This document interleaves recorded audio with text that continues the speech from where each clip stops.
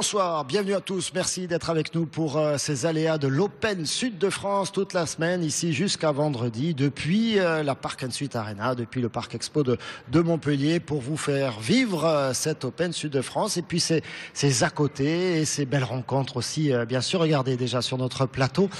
Le premier vainqueur du jour, il s'appelle Steve Darcis. On dit Darcis ? Darcy. On dit Darcy. On dit Darcy. Voilà. Et il a un français excellent, évidemment, puisqu'il est belge francophone. Francophone, exactement. Et classé 98e. Vous savez, j'aime bien le tennis. Il faut toujours des classements, des chiffres, des numéros. Toujours 98e, vous avez un peu progressé. Aux alentours, 96, 98, c'est pas une grande différence. Donc on reviendra avec vous sur votre match de ce matin et puis sur votre parcours de champion, d'authentique champion. Il y en est une qui est une apprentie championne. Elle promet beaucoup sur la région Languedoc-Roussillon. On compte un peu sur elle, mais regardez, elle a un regard déterminé. Elle s'appelle tout simplement, je vais retrouver son prénom, Jade Suvrine, il faut dire. Oui, Suvrine plutôt. Suvrine, hein. Alors, Suvrine, ça vous dit peut-être quelque chose, un joueur de foot, un ancien joueur de foot qui a pratiqué ici à Montpellier notamment. Et puis, Jeanne, elle, son truc, c'est le tennis. Voilà. Alors, déjà, à 17 ans, 23e française. Française, ouais. C'est beau déjà. C'est beau, mais c'est rien comparé à là où il faut aller. Donc, c'est encore très long. Vous voyez l'ambition poindre. Mais enfin, regardez, l'ambition, il faut pas lui donner de limite. Regardez Joël Abati. Si on lui avait dit il y a quelques années, tu seras champion du monde, il lui aurait dit quoique, peut-être, pourquoi pas. Oui, pourquoi pas. Quand est-ce que, Joël, bonsoir, merci d'être avec nous. À quel âge vous vous êtes dit, tiens, mais j'ai envie d'être champion olympique, champion du monde? Quand je regardais les Jeux Olympiques, vous voyez, oui. c'est vraiment une compétition qui suscite des vocations.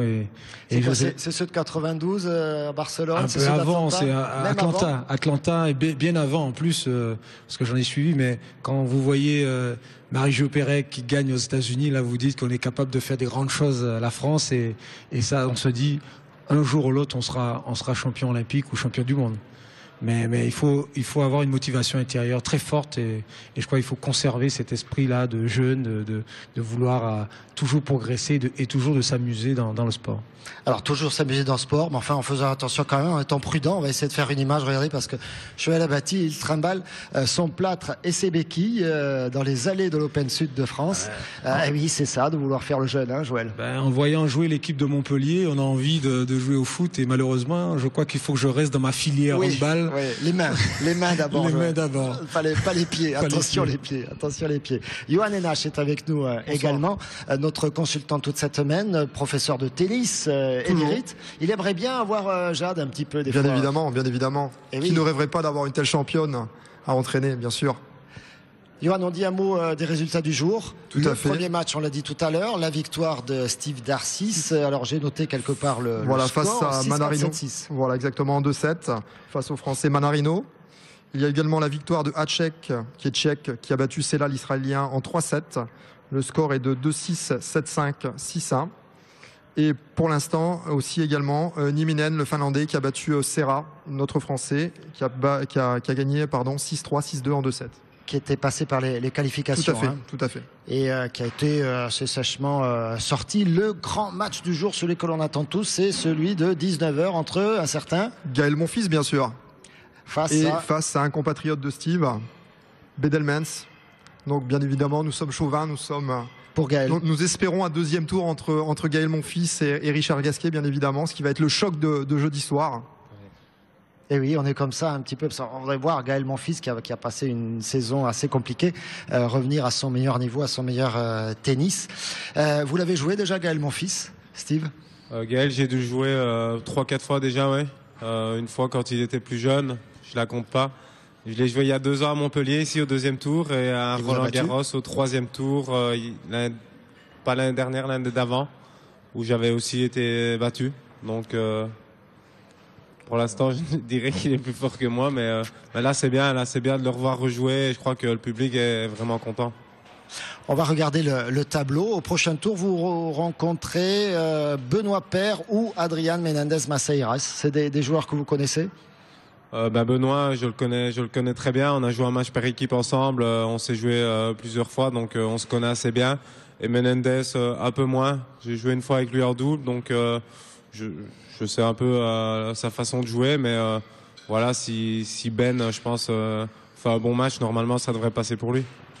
Quel conseil vous pourrez donner, vous qui êtes, alors je dirais pas un ancien du circuit, mais enfin ça fait quelques années, vous êtes sur le coup, hein, vous avez déjà remporté 2 titres en simple, et ça Johan m'a expliqué que voilà, c'est pas donné à tous les joueurs du circuit d'avoir remporté des titres en simple. Vous avez grimpé jusqu'à la 44e place de ce classement ATP. On sait à quel point c'est important ce classement. Quel conseil vous donneriez à une petite jeune qui a envie de se lancer dans cette affaire? Déjà, jamais baisser les bras. On sait tous que le chemin est très très long, c'est très très dur. Il y aura des hauts et des bas, et je pense que les champions, voilà, dès qu'ils ont un bas, ils savent s'en remettre et vraiment s'accrocher et y croire. Je pense qu'à partir du moment où on y croit, ça fait déjà beaucoup.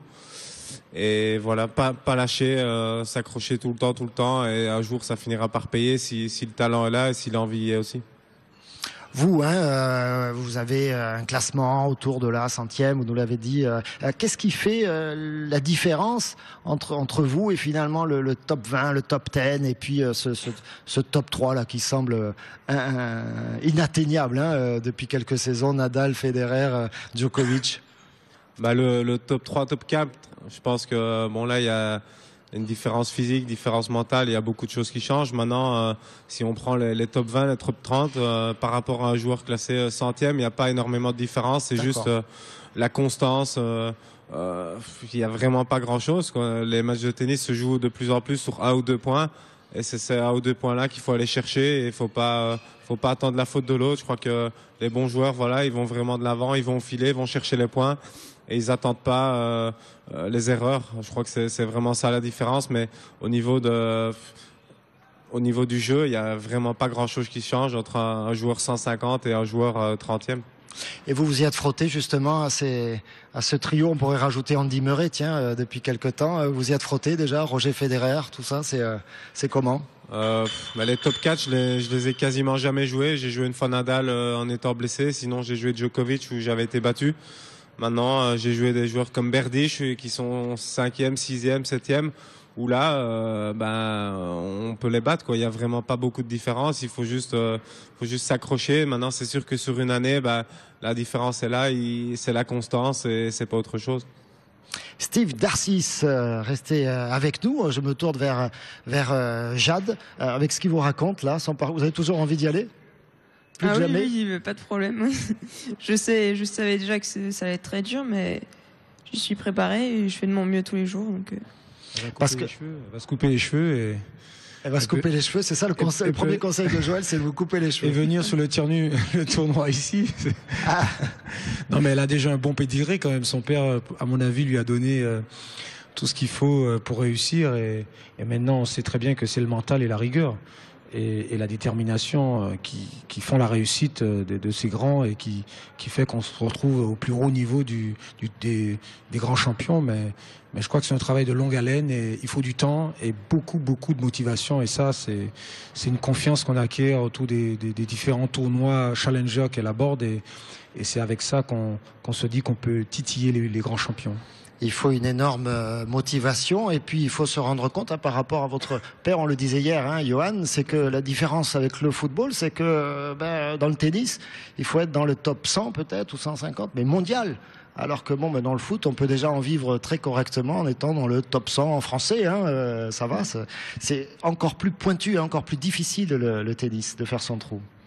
Oui, il y a beaucoup de gens qui veulent devenir professionnels des deux côtés, chez les garçons et chez les filles. Encore plus chez les garçons, si je peux dire. Donc, c'est très très dur, mais bon, c'est ce qui est beau aussi quand tu y arrives. Quand on y arrive, sais que tu l'as mérité. Ouais. Quelles sont les joueuses qui vous font rêver ou les joueurs? Chez les joueurs, j'admire bien sûr les Federer, Nadal, pour des raisons différentes, mais... Et Steve Darcis, vous m'avez dit également en confidence tout à l'heure. Bien sûr, Steve. D'ailleurs, je t'ai vu jouer tout à l'heure et c'était un très beau jeu, c'était un très bon match. Et du côté filles? Côté filles, j'ai moins d'idoles ou de... Non, je suis pas vraiment fan d'une joueuse en particulier, mais j'essaie de m'inspirer ça et là de quelques joueurs et joueuses quand je les regarde. Vous vous entraînez combien de temps par semaine ou par jour? Par jour, je m'entraîne 4 à 5 heures de tennis. Chaque jour? Chaque jour. Chaque jour, ouais, plus du physique, 1 heure et demie de physique. Steve Darcis, c'est le même rythme ou c'est encore plus quand on est professionnel? Non, je crois que c'est un peu tout le monde le même rythme. 4-5 heures par jour. Ouais, c'est ça, 4-5 heures de tennis, 1 ou 2 heures de physique en fonction des périodes de l'année. Mais c'est vrai que c'est quand même pas mal d'entraînement. Mais je crois qu'il n'y a pas de secret. Dans tous les sports, c'est pareil. Et tous les jours, il n'y a pas de dimanche là? Ouais, si, le dimanche, moi, je m'entraîne. Le dimanche, il regarde du tennis à la télé. Non, je suis sûr que même pas. Non, du tennis, non, j'en mange assez, c'est bon. Jade, votre prochain tournoi, c'est où, c'est quand? C'est à Montpellier, le tournoi du mois de mai là? Non, vous allez faire des choses avant. Ah oui, je vais en faire avant quand même. J'ai un tournoi ce week-end normalement à Poitiers. Je devais faire un tournoi cette semaine à Grenoble, mais je me suis un peu blessée, donc j'ai pas pu le faire. Et après, la saison sur Terre qui recommence, donc en Espagne, puis des tournois en France. Et puis, vous faites le tournoi junior de Roland-Garros. Oui, normalement, je vais. Vous l'avez fait déjà l'année précédente? Ouais, je l'ai déjà fait 2 fois. Et vous êtes arrivé jusque? Chaque fois, j'ai perdu serré, mais j'espère que cette année, ça va se débloquer. Vous allez au bout, je suis sûr. Je le vois dans votre regard, vous allez au bout. J'espère bien. Et le Roland-Garros, non, ça, ce sera pour plus tard, le Roland-Garros des grandes. J'espère l'année prochaine. Ouais, ça tout dépend de ma progression, de si je joue bien, si je monte au classement. Donc, faut mériter sa place, comme de partout. Elle est déterminée. Merci beaucoup, Jade. De quel club? De l'ASCH Montpellier. La SCH Montpellier, c'est la nouvelle porte-drapeau. On a également Virginie Razzano, tout à fait. Par chez nous, qui a remporté quelques tournois. La Nîmoise, oui, tout à fait. La Nîmoise, Léo de Nîmes. Beltrame aussi, ils sont au niveau national aussi. On a vu la SPTT, une très bonne équipe. Et on peut dire que faire de lance avec Beltrame qui nous donne vraiment des frissons parce qu'elle est 34e française, je crois. Et elle joue à la SPTT. Et elle est ancienne quart de finaliste à Wimbledon. Ouais. Donc c'est quand même une joueuse de très très haut niveau que nous avons dans la région. Steve Darcis, notre super top régional, Richard Gasquet, il est compliqué à jouer? Ouais, très compliqué. Je crois qu'en plus maintenant, il a vraiment pris confiance encore plus cette année. Le tournoi de Doha, ici la Coupe Davis, qui a dû lui faire vraiment du bien. Il prouve qu'il est vraiment un grand joueur. Et le voir à ce niveau-là, je pense que ça fait plaisir à tout le monde. Steve Darcis, alors vous, on vous attend. Ce sera, on l'a dit, face à Benoît Paire ou Adrien Menendez. On aura peut-être le résultat avant la fin de cette émission. Merci beaucoup d'être venu jusqu'à nous. Et puis bon tournoi. On vous souhaite d'aller évidemment le plus loin possible. Nous, nos nouveaux champions sont ceux qui sont venus sur ce plateau. Voilà, c'est comme ça. On prend parti, on est comme ça. Merci beaucoup et merci beaucoup Jade. On va enchaîner avec un interview que je voudrais faire écouter à Joël Abati. Vous allez le trouver. C'est celui, je parle à la régie, là, c'est celui de Catherine Berger. Elle s'occupe au sein de la région Languedoc-Roussillon d'une structure qui s'appelle 7LR et elle s'est intéressée aux chiffres du tennis, aux chiffres de l'Open Sud de France et aux chiffres des manifestations sportives. On l'écoute. On va mener une enquête d'impact économique pour Enjoy et pour Canal+ Event pour essayer d'estimer l'impact économique de l'événement sportif dans notre région. Avec la région en 2011, on a trouvé des chiffres étonnants, près de 41 millions d'euros générés par 87 manifestations sportives très exactement. On est allé dans les manifestations à la rencontre des visiteurs, on a interviewé les spectateurs qui n'habitaient pas dans la zone retenue, donc on est sur des zones à peu près de grandes agglomérations et là on a calculé les dépenses qui étaient injectées dans cette zone. On a pris en compte aussi le budget bien entendu de la manifestation. Les retombées économiques de manifestations telles que l'Open Sud de France. Pour en parler avec nous, Joël Abati, bien sûr, mais nous en rejoint le président de la Ligue régionale de tennis, Éric Largeron. Bonjour, merci d'être avec nous. Et bonjour. Puis Éric Roland, vous êtes directeur ici de l'Odysseum à Montpellier, celui de Décathlon d'Odysseum, je vais le dire dans l'ordre, le Décathlon d'Odysseum, avec une petite manifestation sympa demain chez vous, c'est ça? Tout à fait, ouais. Pour la deuxième année, on a la chance d'accueillir Gaël, mon fils, qui viendra se prêter à une séance de dédicace. Donc, il nous avait fait l'honneur d'être là déjà l'an dernier. Et cette année, on fera coup double puisque il viendra avec Jocelyn Wana qui est son partenaire de double. Partenaire de double. Exactement. Alors vous êtes une entreprise d'ici, hein, voilà. Je sais pas, il y a combien de personnes qui travaillent au Décathlon? 200 personnes. 200 personnes quand même, ça fait du monde.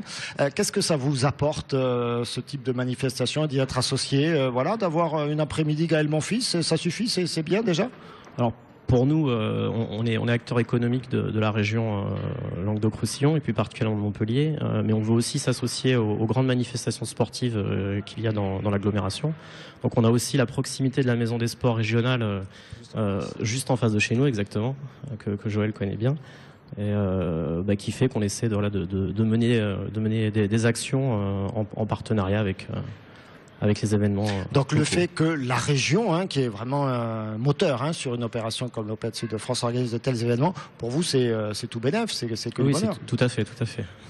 Allez, restez avec nous, on marque une première courte pause et on se retrouve justement pour parler implications et conséquences et intérêts économiques de l'Open Sud de France, entre autres manifestations pour la région. À tout de suite.